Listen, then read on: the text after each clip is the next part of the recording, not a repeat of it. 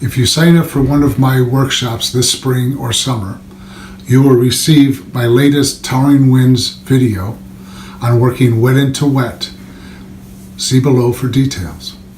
Hi, I'm Dale Popovich, and I want to announce that I have a workshop down in Brown County, Nashville, Indiana, which is the Smoky Mountains of the Midwest. It's June 14th and 15th. It's a Friday and Saturday, and it's a 2-day workshop, and I will be instructing you on transparent watercolor.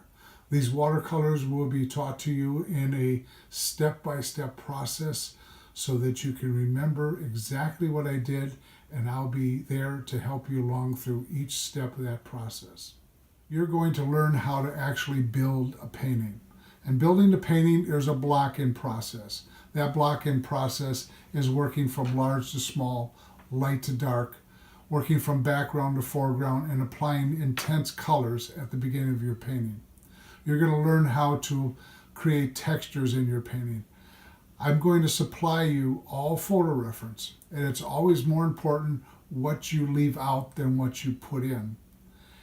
In this process of learning watercolor, my objective is to have you walk away with a great experience, with more knowledge in your head.